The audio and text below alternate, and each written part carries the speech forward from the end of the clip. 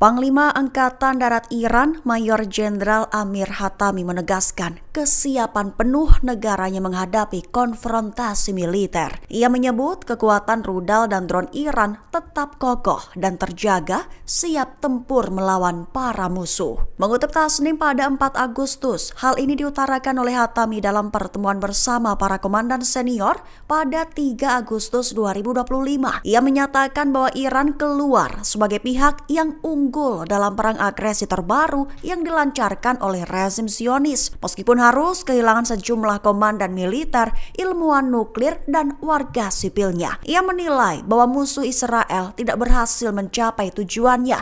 Justru sebaliknya, Iran berhasil memberikan serangan yang signifikan. Mayor Jenderal Hatami juga memastikan bahwa sistem pertahanan rudal dan pesawat tak berawak Iran tetap dalam kondisi siap tempur. Sekaligus pasukan bersenjata Iran terus melancarkan serangan balasan hingga detik-detik terakhir sebelum gencatan senjata diberlakukan. Lebih lanjut, ia menegaskan komitmen Iran untuk terus mengembangkan sektor pertahanannya dengan tekad dan konsistensi yang tinggi. Keluarga tawanan Israel memblokir jalan raya Ayalon di Tel Aviv pada Minggu 3 Agustus 2025 waktu setempat. Mereka menuntut pemerintah segera menyepakati pertukaran tawanan dengan kelompok Palestina demi membebaskan kerabat mereka. Mengutip Palestine Chronicle pada 4 Agustus, aksi protes tersebut menyebabkan lumpuhnya satu di antara jalur tersibuk di Israel. Menurut laporan Yediot Ahronot, aparat kepolisian akhirnya turun tangan dan membubarkan massa secara paksa untuk membuka kembali jalan. Gelombang unjuk rasa makin memanas di Tel Aviv dan kota-kota lain sejak akhir pekan lalu,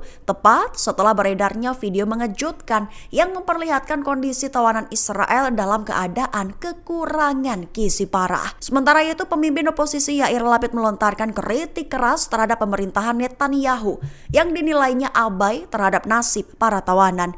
Ia pun menuding kabinet saat ini sebagai pemerintah yang gila, tidak bermoral, dan sama sekali tidak peduli. 3 mantan pejabat tinggi Israel yaitu Tamir Pardo, Ami Ayalon, dan Matan Vilnai mengirim surat kepada Presiden Amerika Serikat Donald Trump. Mereka mendesaknya untuk menekan Perdana Menteri Israel Benjamin Netanyahu agar segera mengakhiri perang di Gaza. Mengutip Al-Mayadin pada 4 Agustus, surat itu dikirim atas nama Komandan Keamanan Israel atau CIS, di mana yang mewakili lebih dari 600 mantan petinggi militer, intelijen, dan diplomatik.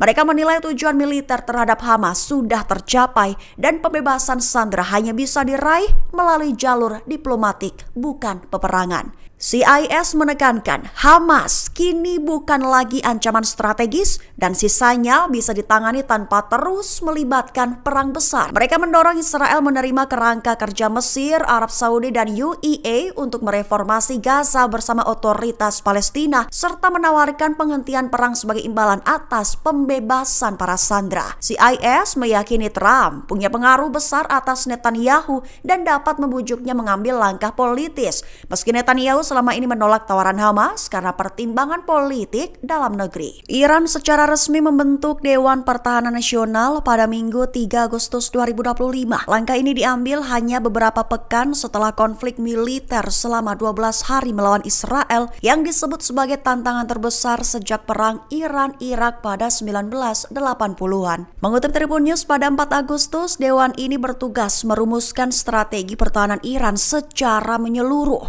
Selain itu, ia juga memperkuat koordinasi dan kapabilitas militer secara terpusat menurut pernyataan dari Sekretariat Dewan Keamanan Nasional tertinggi Iran.